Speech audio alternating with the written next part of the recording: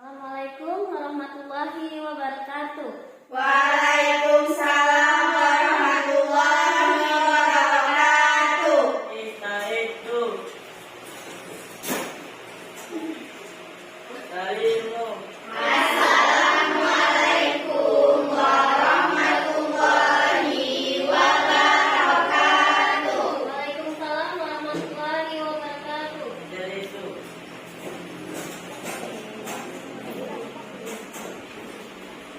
Sebelum kita mulai belajar kita, alangkah baiknya kita mulai dengan berdoa dulu. Doa dimulai.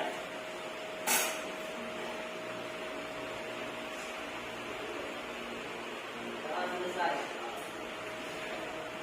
Ya, terima kasih kepada ketua kelas yang sudah memimpin doa. Sekarang Ibu akan absen dulu ya. Siapa yang masuk hari ini? Ada 20. Siapa dia yang masuk ya? Sakit ya? Jadi 20 siswa yang masuk ya. Oke, anak Ibu gimana? Hari ini sehat semua? Masih semangat? Udah istirahat? Makan? Oke, untuk supaya anak Ibu lebih fokus lagi pembelajaran kita, yuk sekarang Ibu mau melakukan ice breaking. Sekarang anak Ibu berdiri semua.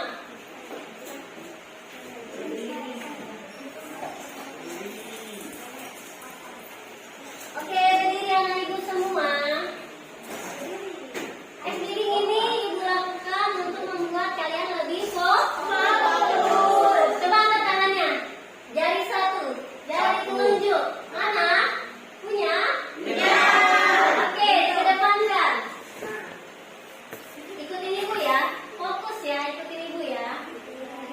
Ayo, jarinya kita putar ke arah putaran jarum jam. Yuk, pelan. Diputar ke arah jarum jam. Diputar terus pelan. Lebih kuat lagi. Lebih kuat lagi. Pelan. Oke, pelan. Kemudian lebih kuat lagi. Kuat lagi. Pelan. Pelan. Diputar lagi, lebih kuat lagi ya. Ayo, salah jarum jam. Kemudian selanjutnya taruh di kening kalian. Diputar lagi. Pelan. Kemudian lebih kencang. Kemudian lebih kencang. Pelan lagi. Kemudian diputar lebih kecil. Kemudian dari kalian taruh di dagu kalian. Ada yang nggak fokus ya? Gimana kalian tahu dari putar di dagu kalian?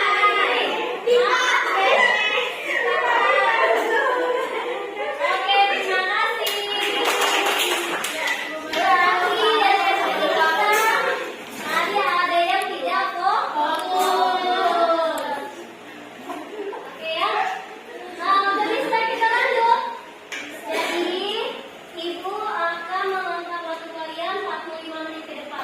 Hari ini Ibu akan menggunakan metode problem listening, yang mana metode pembelajaran yang melibatkan peserta didik untuk memecahkan suatu masalah melalui tahap-tahap metode ilmiah, sehingga peserta didik dapat mempelajari pengetahuan yang berhubungan dengan masalah.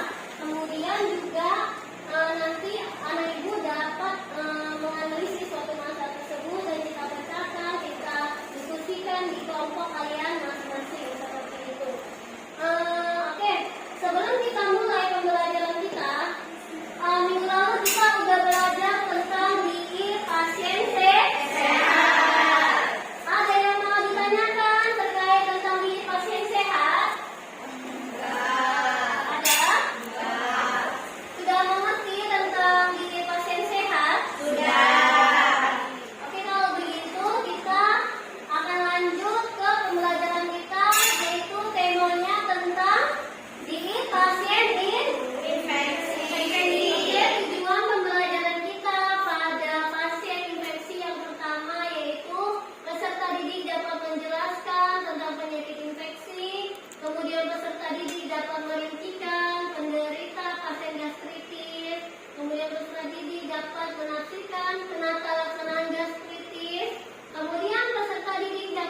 menunjukkan jenis diet gastritis dan peserta didik dapat menyajikan jenis makanan diet buah gastritis. Penyakit infeksi. Nah, di sini ada gambar dari lambung atau usus besar tentang permasalahan infeksi yang ada di lambung kalian. Nah, masuk ke penyakit infeksi, yaitu penyakit infeksi disebabkan oleh masuknya mikroorganisme patogen ke dalam tubuh, baik secara terhirup, terorat, atau parenteral maupun melalui gigitan serangga. Kemala, coba ulangi, baca kembali. Penyakit infeksi disebabkan oleh masuknya mikroorganisme patogen ke dalam tubuh, baik secara terhirup, oral, parenteral maupun melalui gigitan serangga. Oke, jadi infeksi yang terjadi pada diri kita itu bukan tiba-tiba timbul dan terjadi infeksi tanpa ada sebab. Adanya mikroorganisme yang masuk ke tubuh kalian, baik itu melalui terhirupnya dari hidung, atau masuknya dari makanan, atau dari gigitan serangga, atau dari feses, dari toilet. Contohnya, ada di rumah kalian, habis adik kalian buang air besar, beliau lagi terkena penyakit infeksi. Nah, waktu membersihkan toilet itu tidak bersih, masih ada kuman-kumannya itu, sehingga tidak lama kalian buang air besar juga. Nah, bisa masuk mikroorganisme itu dari toilet yang memang tidak bersih. Kenapa kita katakan tidak bersih? Kita lihat sama mata kita bersih, tidak ada, tetapi mikroorganisme itu, bakteri itu, dan lain sebagainya itu dia masih hidup. Dan dia dekat ya, jarak bokong kalian sama toilet itu ya. Apalagi kloset duduk, ya kan? Dan jadi masuk dari situ. Jadi anak ibu kalau di jalan, berjalan jauh, kalau buang air besar, buang air kecil di toilet, di luar sana, harus betul-betul kalian siram dulu. Kalian siram bersih-bersih, apalagi toilet duduk di mall dan lain sebagainya, siram, bawa pakai tisu. Seperti baru kalian buang air kecil atau buang air besar.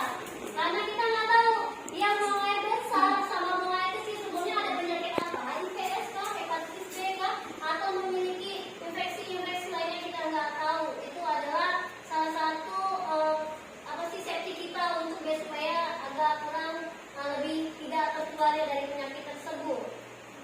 Nah, sampai di sini ada yang mau ditanyakan? Kita lanjut ya. Nah, ini tolong dibaca, minta yang besar suaranya. Reaksi pembengkakan merupakan salah satu reaksi pertahanan tubuh dengan tujuan membatasi infeksi. Saat kuman penyakit masuk ke dalam tubuh, maka akan terjadi reaksi sistematik berupa demam. Demam merupakan keadaan di mana terjadi kenaikan suhu tubuh yang lebih tinggi dari suhu tubuh normal. Oke, terima kasih. Nah, di sini ada kode entry akan mengalami kode entry itu apa? Pintu masuknya. Pintu masuk suatu organisme, mikroorganisme ke dalam tubuh kita. Nah, apabila kita terjadinya infeksi, yaitu adanya terjadinya pembengkakan, tumor, bukan berarti penyakit tumor yang dikatakan pembengkakan itu dalam bahasa medis itu tumor. Kemudian terjadinya kemerahan, kemudian terjadinya panas atau peningkatan suhu, kemudian terjadinya nyeri dan gangguan fungsi lainnya. Nah, reaksi pembengkakan merupakan salah satu reaksi pertahanan tubuh. Ternyata terjadinya pembengkakan di dalam tubuh kita adalah suatu reaksi pertahanan tubuh kita dengan tujuan membatasi infeksi. Ada luka yang terjadi pada tubuh kalian, kemudian pada luka tersebut terjadi pembengkakan, itu pertahanan tubuh untuk supaya penyakit itu tidak masuk lagi lebih jauh seperti itu. Kita nggak tahu ya selama ini kenapa sih bengkak. Rupanya itu respon tubuh kalian mempertahankan agar mikroorganisme itu tidak masuk lebih jauh lagi. Kemudian saat kuman penyakit masuk ke dalam tubuh, maka akan terjadi reaksi sistematik berupa demam. Demam merupakan keadaan di mana terjadinya kenaikan suhu tubuh yang lebih tinggi dari suhu tubuh normal 37 derajat Celcius biasa normalnya pada kita. Jadi ketika kita sudah terjadi demam, berarti itu sudah ada organisme, mikroorganisme atau bakteri lainnya sudah masuk ke dalam tubuh kita. kita sehingga kita mengalami kenaikan suhu tubuh seperti itu. Sampai di sini mengerti? Mengerti. Ada yang mau ditanyakan? Nah, di sini ada di penyakit infeksi. Tujuan diet, tolong baca Icut. Tujuan diet pada penderita demam adalah untuk memberikan makanan dalam bentuk lunak atau saring yang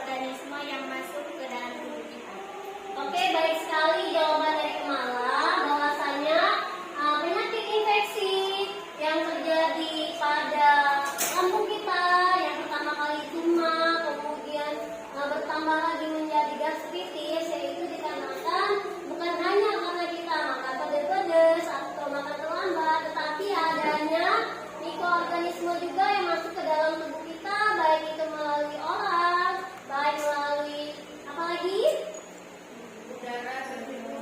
udara yang terhirup, kemudian dari gigitan serangga atau dari tempat toilet yang terpapar dari tempat toilet ya yang tidak bersih seperti itu, sehingga mengakibatkan gastritis. Dan kalau memang tidak kita obati, maka itu akan terjadinya kebocoran pada lambung kita dan perdarahan dan akan berakibat fatal. Oleh karena itu harus kita berikan terapi dan dikit untuk pasien infeksi gastritis tersebut ya. Baik, kalau kayak gitu kita lanjutin lagi PowerPoint kita. Ini ada syarat-syarat diet penderita gastritis, yaitu makanan yang disajikan harus mudah dicerna, kemudian asupan protein harus cukup, kemudian mengkonsumsi jenis makanan yang mengandung asam lemak tak jenuh, kemudian porsi makanan yang diberikan dalam porsi kecil tapi sering, kemudian kebutuhan zat gizi, energi yang dikonsumsi harus disesuaikan dengan berat badan umum penderita. Nah, di sini ada jenis dan bentuk makanan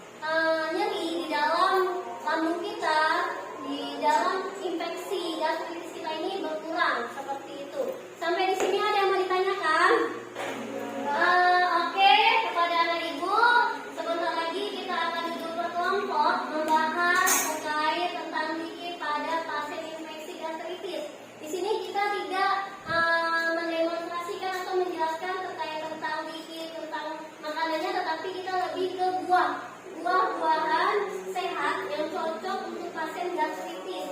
Nanti di situ ada 3 buah yang Ibu ambil sampel, yaitu yang pertama semangka, pisang, melon. Nah, setiap kelompok coba kalian analisis buah tersebut apa sih manfaatnya untuk pasien gastritis dan apa sih kandungan di dalam buah tersebut, seperti itu. Sudahkah cukup gizi di dalam buah tersebut untuk pasien gastritis, seperti itu. Nah, di sini di LKPD ini ada formatnya. Nanti jangan lupa kalian catat nama kelompoknya, kelasnya, kalian isi. Nanti setelah itu kita kumpul ya. Jangan lupa kalian isi. Nah, ini lembar kertas LKPD kalian. Nanti tolong diisi. Kita diskusikan per kelompok. Nah, di situ kasih LKPD ini nanti kalian duduk per kelompok ya.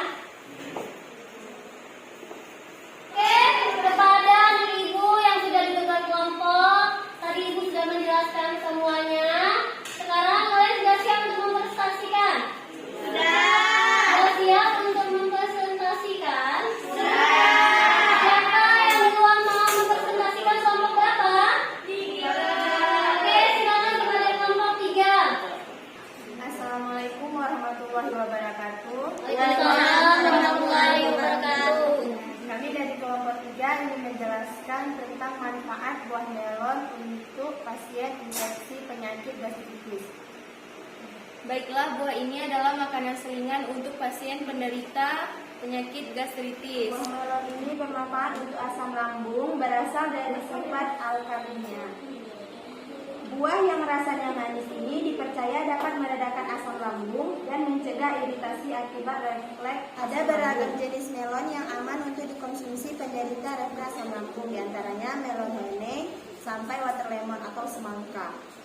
Baiklah, sekian dari kelompok kami. Wassalamualaikum warahmatullahi wabarakatuh. Waalaikumsalam warahmatullahi wabarakatuh. Waalaikumsalam warahmatullahi wabarakatuh. Kami di sini dari kelompok 1 ingin menjelaskan sedikit tentang manfaat semangka untuk penyakit infeksi gas, yang mana buah ini adalah buah untuk selingan. Yang pertama, manfaat buah semangka yaitu baik untuk gastritis yang aman dikonsumsi. Buah yang kaya dengan kandungan air dapat membantu melancarkan pencernaan dan juga menjaga tetap terhidrasi. Selain itu, buah semangka juga dapat menetralkan asam lambung serta mengurangi refluks. Buah semangka juga memiliki kandungan vitamin A, vitamin C, dan antioksidan yang dibutuhkan oleh tubuh. Baik, sekian dari kelompok 1. Assalamualaikum warahmatullahi wabarakatuh. Waalaikumsalam warahmatullahi wabarakatuh. Warahmatullahi wabarakatuh. Waalaikumsalam warahmatullahi wabarakatuh. Perkenalkan, kami dari kelompok 2 ingin mempresentasikan manfaat kandungan buah pisang untuk pasien diet infeksi gastritis. Baiklah, makanan ini adalah makanan selingan untuk pasien diet infeksi gastritis. Berikut adalah manfaat buah pisang, baik bagi kesehatan otak, tingkat kandungan antioksida, baik untuk diet, bisa mengatasi stres. Buah pisang untuk asam lambung dianggap aman karena memiliki sifat alkalin atau basa. Selain itu, buah ini juga dinilai membantu menyeimbangkan asam di lambung sehingga gejala asam lambung naik atau dapat dicegah. Sekian dari kelompok kami. Wassalamualaikum warahmatullahi wabarakatuh. Oke, setelah kita tadi melakukan kerja kelompok tentang menganalisis beberapa buah, yaitu semangka, ada pisang dan melon yang baik untuk pasien infeksi gastritis. Untuk kepada anak ibu, siapa yang mau mengambil kesimpulan, menjabarkan kesimpulan pada hari ini? Ya, Kemala, silakan. Jadi kesimpulan hari ini tentang di pasien infeksi gastritis dari hasil karya kami mengadakan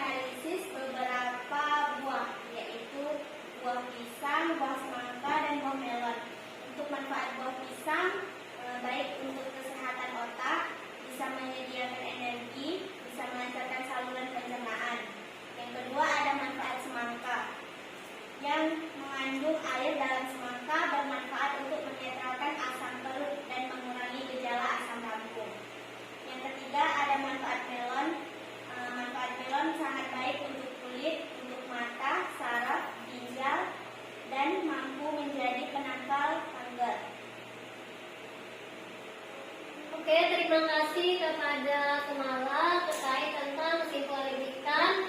Jadi, kenapa sih Ibu mengambil tiga contoh buah-buahan yang baik untuk pasien gastritis supaya anak Ibu tahu semua kalau ada keluarga kita yang sakit atau ketika kalian di lapangan di bekerja, kalian tahu Bu, apa sih yang harus kalian utamakan dulu untuk pasien gastritis? Jangan salah kalian memberikan gigi buah kepada pasien, memberikan makanan selingan kepada pasien. Karena ada beberapa buah yang dapat memicu naiknya asam lambung, memicu terjadinya peranasan yang dirasakan rasa nyeri pada pasien tersebut.